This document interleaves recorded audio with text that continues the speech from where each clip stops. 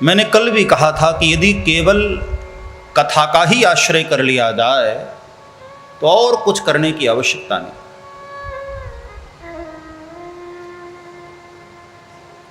गोस्वामी तुलसीदास जी ने भी मानस में कहा, जब बहुकाल करिय सतसंगा अवसि हो ही रति भवरस भंगा। जब बहुकाल करिए सत्संगा, एक दो दिन में घटना नहीं घटती है साहब, निरंतर अभ्यास करते रहो करते रहो करते रहो तो एक दिन घटना जरूर घट जाती है।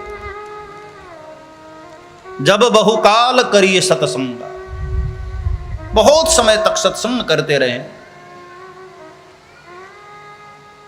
तो निश्चित है कि भवरोग हमारा मिटेगा और ये भवबंधन जो हमको बांधे हुए हैं हम इनसे मुक्त होंगे। अवश्य हो ही, गोस्वामी तुलसीदास जी ने दावे से कहा कि अवश्य घटना घटेगी, अवश्य बात बनेगी, लेकिन बहुत काल तक सत्संग करते रहो।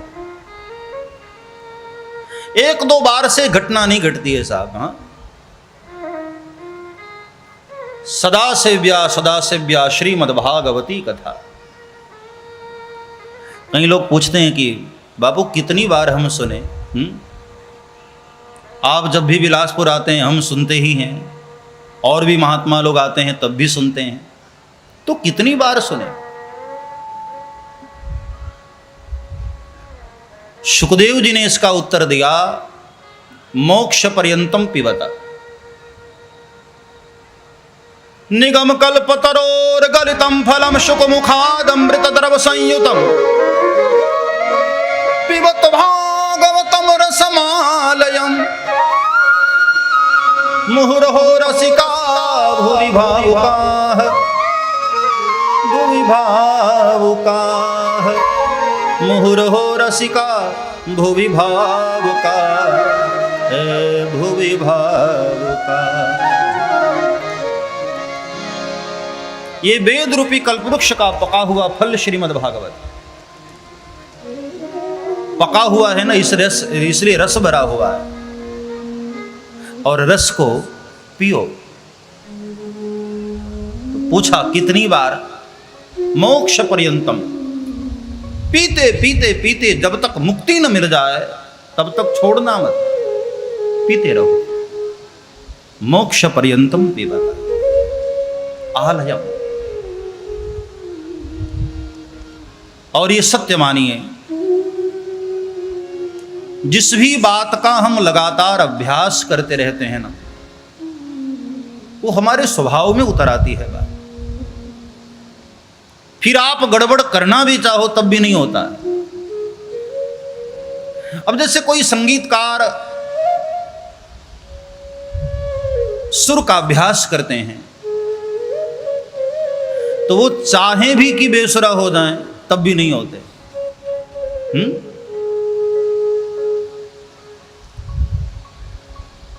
जो लगातार अभ्यास करते हैं, सुरों को साधते हैं, वो चाह करके भी बेसुरे नहीं होते, कोशिश भी करे तब भी नहीं होते। ऐसे ही जिसने सत्संग को साधा, समय समय पर सत्संग करते रहते हैं, वो चाहे भी कि हम बिगड़ जाएं तो चाह करके भी वो बिगड़ नहीं पाते हैं। सत्संग का प्रभाव उनको रोक करके रखता है, बचा करके रखता है। इसलिए अतः पिबन्तु सद्भाग्या, हो सद्भाग्याः, इस भागवत रस को पीते रहो। सदा सेव्या श्रीमद्भागवती कथा खूब पियो। जितनी बार बिलासपुर में कोई पिलाने वाले आए पीते रहो।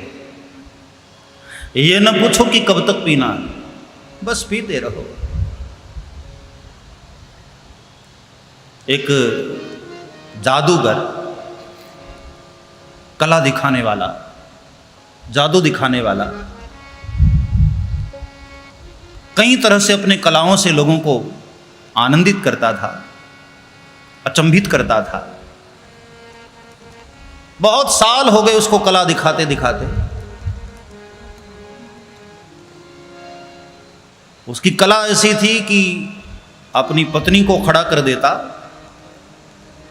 और यहां से चाकुओं को फेंकता, 20-50 चाकुओं को। लेकिन अभ्यास ऐसा था कि एक भी चाकू पत्नी पर नहीं लगता था। चारों तरफ चाकुओं की भीड़ हो जाती थी, लेकिन पत्नी पर नहीं लगता था। यही कला थी उसकी। लोग तालियां बजाते, खुश होते कि आहा क्या बात, क्या निशाना। ऐसे ढंग से वो चाकुओं को फेंकता, एक भी चाकू उसकी पत्नी को न लगता। अब जैसा कि हर घर में होता है, एक बार उसकी घरवाली से बड़ी लड़ाई हुई, जबरदस्त लड़ाई हो गई। तो जादूगर के मन में आया कि अच्छा मुझसे लड़ती है, छोड़ूंगा नहीं तुझे। बड़ी जबरदस्त लड़ाई, वैसे तो रोज खटपट चलता ही था, लेकिन उस दिन बात बहुत बढ़ गई। तो उसने कहा कि अच्छा कल जब कला दिखाऊंगा ना, तो ऐसा प्रयास करूंगा कि 1-2 चक्कू तुझे ही लग जाए। मन में सोचा, बताया नहीं, सोचा कि 1-2 चक्कू उसको मार दूंगा और कला दिखाते हुए मारूंगा, तो किसी को पता भी नहीं चलेगा कि भाई इतने साल अभ्यास करते करते हो सकता है कोई चूक हो गई हो। झंझट खत्म, मर जाएगी, काम पूरा। और कहते हैं दूसरे दिन जब वो अपनी पत्नी को खड़ा किया और चक्कू चलाना शुरू किया, फेंकना शुरू किया, तो बार बार वो कोशिश करता था कि चक्कू की दिशा जरा चेंज हो जाए, लाइन लेंथ जरा बिगड़ जाए। बार बार चक्कू मार रहा है और ऐसा अभ्यास हो गया था कि चक्कू उसको न लग करके जहां लगनी होती थी वहीं लगती थी। और धीरे धीरे चाकुओं की संख्या कम होती गई, लेकिन एक भी चक्कू उसकी पत्नी को न लगा। खूब प्रयास किया उसने, लेकिन इतने सालों का अभ्यास ऐसा था कि जैसे ही हाथ से चाकू निकले, जहां उसको लगना होता था वहीं बगल में लग जाती, उसकी पत्नी को न लगा। बाद में उसका क्रोध ठंडा हुआ, उसने सोचा कि चलो मेरे मन में जो पाप आ गया था घरवाली को बता ही देता हूं। तो उसने अपनी घरवाली से कहा कि सुनो, मैं तुम्हें क्षमा चाहता हूं, क्षमा मांगता हूं तुमसे। मेरे मन में कुछ पाप आ गया था, तो आज के कला प्रदर्शन में मैंने सोचा कि तुम्हें चक्कू मार देता हूं, चाकू तुम्हें लग जाए। लेकिन न जाने क्या हुआ, मेरे बार बार कोशिश करने पर भी वो चाकू तुम्हें न लगा, वो जहां रोज लगती थी वहीं जाकर लगी। पत्नी ने कहा, यही तो अभ्यास की सार्थकता। और यही बात गोस्वामी तुलसीदास जी मानस में कहते हैं कि जीव यदि बार बार सत्संग करता रहे करता रहे करता रहे, तो बिगड़ना भी चाहे न कभी, तब भी वो बिगड़ नहीं सकता है। सत्संग का मार्ग उसको उसी मार्ग पर ले जाएगा जो भगवान के पास जाने वाला मार्ग है।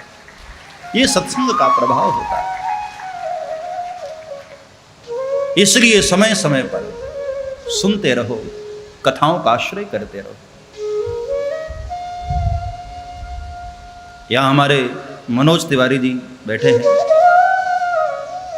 कितनी कथाओं का आयोजन आपने कराया। हाँ, बिलासपुर में ही मुझे कितनी बार उन्होंने बुलाया, और प्रयास करते रहते हैं कि छत्तीसगढ़ में बापू आते रहें, भले ही बिलासपुर में नहीं तो कभी रायपुर आ जाएं, कभी कहीं आ जाएं, प्रयास करते रहते हैं, लेकिन मन भरता नहीं। एक बार जिसे ये नशा लग गया फिर वो छूटता नहीं। हाँ, इसलिए ये मत पूछो कि कब तक पीना है, पीते रहो बस। सदा सेव्या श्रीमद् भागवती कथा। भगवान की कृपा से, गोविंद की कृपा से हम सबको ये कथा प्राप्त हुई है, हमारे आपके सौभाग्य के कारण। सब्सक्राइब करें श्री चिन्मयानंद बापू जी के YouTube चैनल को और हमारे वीडियोस को सबसे पहले देखने के लिए बेल आइकॉन को दबाना न भूलें।